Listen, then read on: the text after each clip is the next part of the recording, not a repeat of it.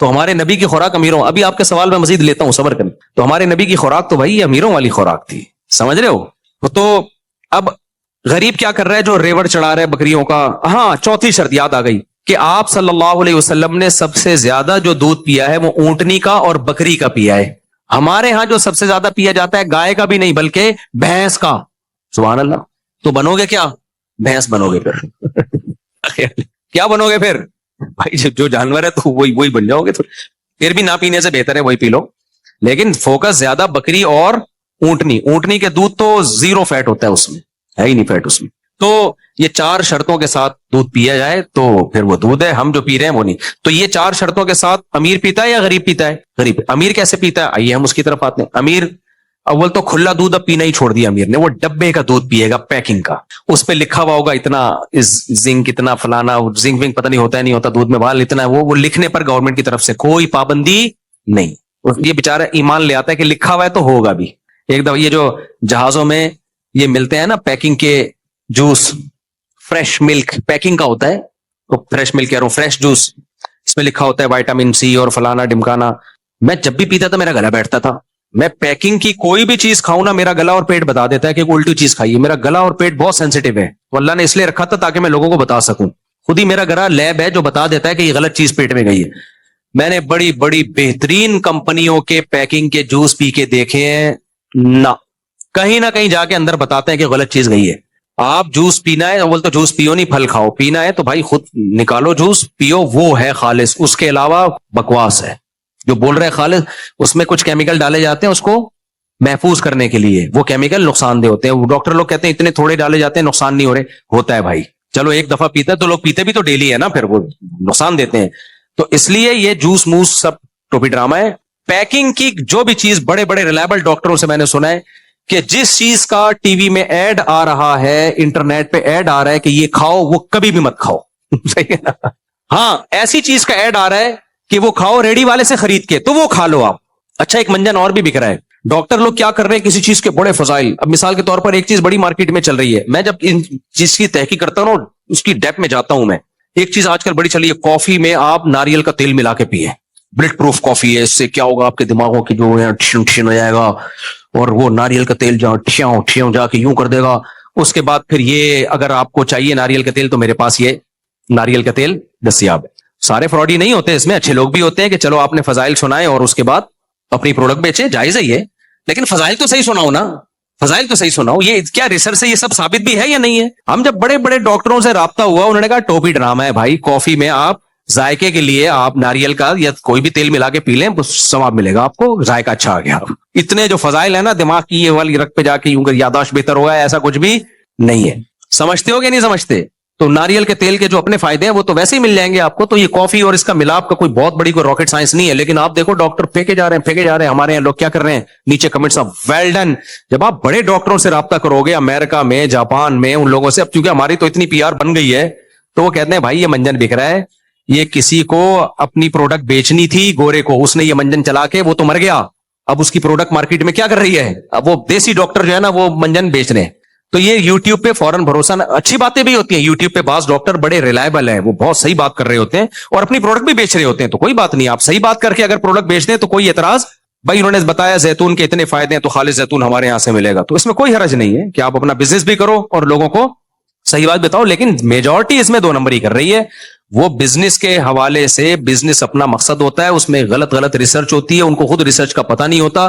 ایسے ڈاکٹر ہیں یوٹیوب پہ، انہوں نے بتایا امریکہ سے ریسرچ پیپر شائع ہوئے ہیں، اس میں یہ ہے، میں نے امریکہ میں ڈاکٹروں کو ریسرچ پیپر بھیجے، فون کیا ان کو بتایا، انہوں نے کہا ایسا کوئی، یہ شائع ہوئے تھے 50 سال پہلے جو ایکسپائر ہو گئے ہیں، اس پہ غلط ڈیٹ لکھی ہوئی ہے، یہ ابھی کے ہے نہیں، ابھی کے یہ پرانے ہیں اور ریجیکٹ ہو چکے ہیں یہ.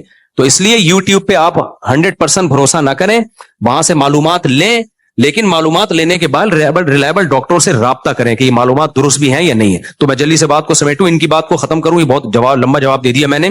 تو بھائی اب کیا کر رہا ہے غریب آدمی، تو 100% صحیح دودھ پی رہا ہے، جو گاؤں دیہاتوں میں بکریاں چرا رہا ہے، تبھی وہ 100 سال جیتا ہے. صحیح ہے نا، اور خود بھی تو چل رہا ہے بکریوں کے ساتھ ساتھ، چلتا بھی ہے، واکنگ بھی کرتا ہے. امیر آدمی کیا کر رہا ہے، غریبوں والی خوراک کھا رہا ہے.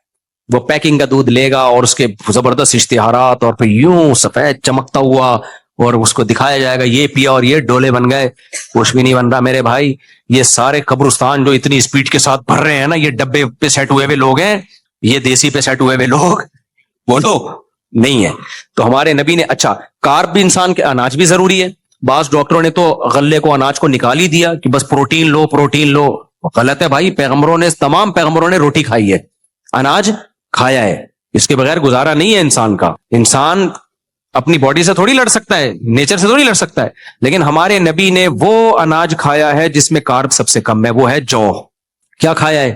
جو. آپ صلی اللہ علیہ وسلم جو کی روٹی کھاتے تھے, اس میں سب سے کم اور پیٹ کے لیے سب سے مفید ہے وہ. تو جو کا دلیا کھا لو, یا جو کی, میں بھی نہیں کھاتا, باتیں کر رہا ہوں میں. سیٹ ہم لوگ پراٹھوں پہ ہو گئے, وہ نوالا جب تک بھاری بھرکم پیٹ میں گرے ہی نہیں, ٹھا کر کے مزہ ہی نہیں آتا ہمیں, لیکن یہ اچھا نہیں ہے. صحیح ہے نا, اچھا نہیں ہے. تو جو کی روٹی کھاتے تھے, جو آج غریبوں کی خوراک سمجھی جاتی ہے. غریب بےچارے گاؤں دیہاتوں میں کوئی مکئی کی کھا رہا ہوتا ہے, کوئی جو کی کھا رہا ہوتا ہے. امیر لوگ کیا کھاتے ہیں؟ گندم کی روٹی, اور گندم بھی نہیں, میدے کی روٹی کھاتے ہیں. تو غریبوں والی خوراک اصل میں امیروں والی ہونی چاہیے, سمجھتے ہو؟ تو ہمارے نبی نے, اور تیسرا پھلوں میں ہمارے نبی نے تعریف کی ہے تو انار کی, جو روایات ہمیں ملتی ہیں, بہترین پھل ہے انار. اور قرآن نے بھی اس کا تذکرہ کیا, انظروا الی ثمرہ اذا اثمر. اللہ کہتے ہیں اس انار کے پکنے کے پروسیس کو دیکھو کیسے پکتا ہے, اتنا فائدہ مند پھل ہے انار.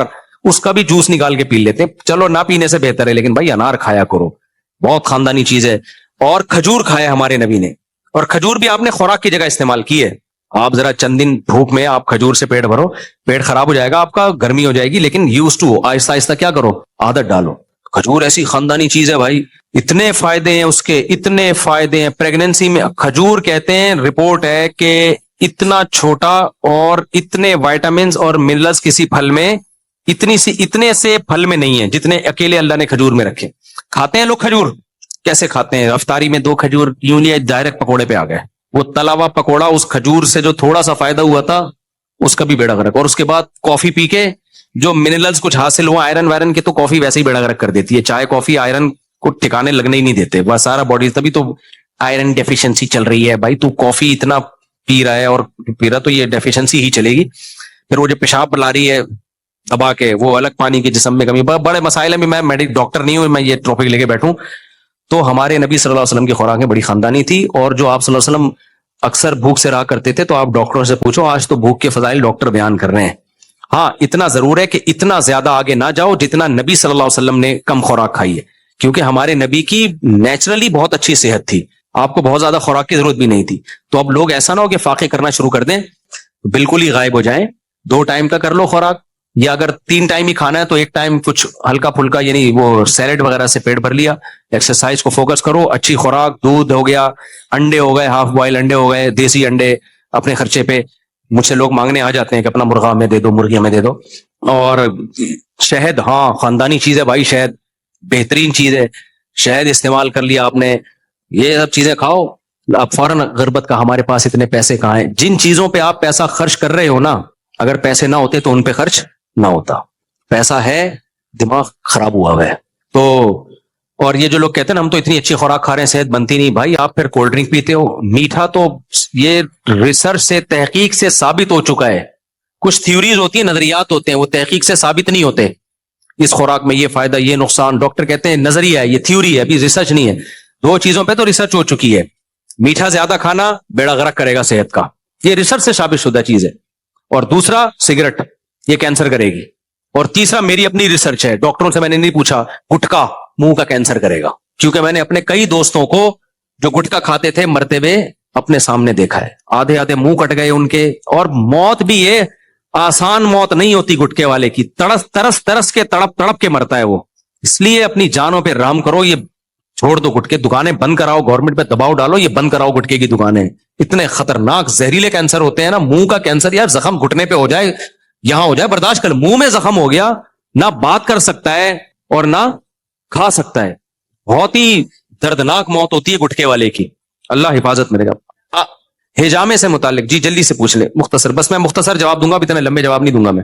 دیکھو ڈاکٹر امجد صاحب کی کتاب میں ایک بیماری کے 25 پوائنٹ اگر ہجامہ کے لکھے ہیں تو وہ ڈاکٹر صاحب کی تحقیق ہے, اس کو نبی کی طرف منسوب نہ کرو. ڈاکٹر امجد بہت نیک آدمی تھے, اللہ ان کی مغفرت فرمائے, میری بھی ان سے ملاقات ہوئی ہے, بہت اللہ والے, بڑا دین کی کام کیا انہوں نے. لیکن جب میڈیکل سائنس کی بات کریں گے تو ریسرچ ہوگی, تو اگر ان کی ریسرچ ہے تو ٹھیک ہے بھائی, لیکن اب جو ڈاکٹر جو حکیم اور ڈاکٹر بہت سارے کر رہے ہیں ان کو ہجامہ کی الف بے بھی نہیں پتا ہے. پاکستان میں جس کا کوئی روزگار نہ ہو تو وہ کام شروع کر دیتا ہے جو اس کی سمجھ میں آ رہا ہے, چاہے وہ اس کا ایکسپرٹ نہ بھی ہو. تو ہجامے کے آپ نے بہت سے شفا کے واقعات تو سنے ہوں گے, بہت سے مرے بھی ہیں, وہ تھوڑی واقعات لوگ بتاتے ہیں. اتنا زیادہ ہجامہ اور خون, بھائی نکل خون ہی رہا ہے, وہ کہتے ہیں یہ اضافی خون نکل رہا ہے, اضافی خون نہیں, خون ہوتا ہے, ٹھیک ہے. کہہ رہے ہیں گندا خون نکل رہا ہے. بھائی آپ کو کیسے پتا چلا گندا خون نکل رہا ہے؟ خون جب بھی نکلے گا تو خون ہوگا.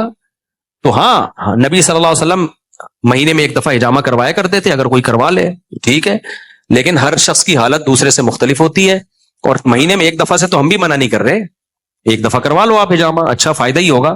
اور وہ جو یہ پوائنٹ ہے نا کمر کے بیچ میں, یہاں کروا لیا کرو, تو ٹھیک ہے, جو نبی صلی اللہ علیہ وسلم یہاں کروائے تھے کمر کے بیچ میں, تو ایک دفعہ کروا لو, ایک کپ کافی ہے. لیکن یہ ہجامہ والے اتنے زیادہ فضائل, اتنے زیادہ, کوئی گویا دنیا میں بیماریاں ہی ختم ہو گئی ہیں, ایسا نہیں ہے بھائی. جو چیز جتنی ہے اس کو رہنے دو, اتنا ہی رہنے دو, اس سے آگے مت بڑھاؤ, نقصان ہوتا ہے اس کا. آپ نے 14 کپ ایک ساتھ لگوائے ہیں, اسی وجہ سے آپ باقی غائب ہیں, ٹوٹل نہیں ہیں آپ ابھی. ماشاءاللہ, بچہ کچھ ان کے اندر پھر, اچھا ماشاءاللہ, تو وہ ریکوری کر لی ہوگی, ورنہ مر بھی سکتے ہیں اس طرح. السلام علیکم مفتی صاحب. وعلیکم السلام. دیکھو ڈاکٹر جب آپ سے بلڈ لیتا ہے نا, پہلے ٹیسٹ کرتا ہے کہ بلڈ ہے بھی نہیں. ہجامہ والے کے پاس کوئی ٹیسٹ نہیں ہے, خون نکال کے پوچھ رہے ہوتے ہیں چکر تو نہیں آ رہے. چلیں جی.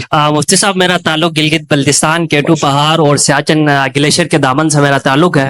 بیسیکلی میرا جو ہے کوشچن آپ سے یہ ہے, اس وقت ہمارے کالجز اور یونیورسٹیز میں ایتھکس کے نام پہ, کریٹیکل تھنکنگ کے نام پہ, فلسفی کے نام پہ ایسے سیشن کنڈکٹ کیے جا رہے ہیں جن کی وجہ سے ہمارے جو یوتھ ہے, نیو یوتھ ہے, جس میں 50 سے 70%, میں منیمائز کر کے بتا رہا ہوں آپ کو, 50 سے 70% ایتھیس کا شکار ہو رہے ہیں. تو آپ سے کوشچن یہ ہے کہ ایک مسلمان جو لمیٹڈ نالج کے ساتھ کسی یونیورسٹی میں انٹر ہوتا ہے تو وہ اپنے آپ کو ایسے جو ہے فتنوں سے کیسے بچائے.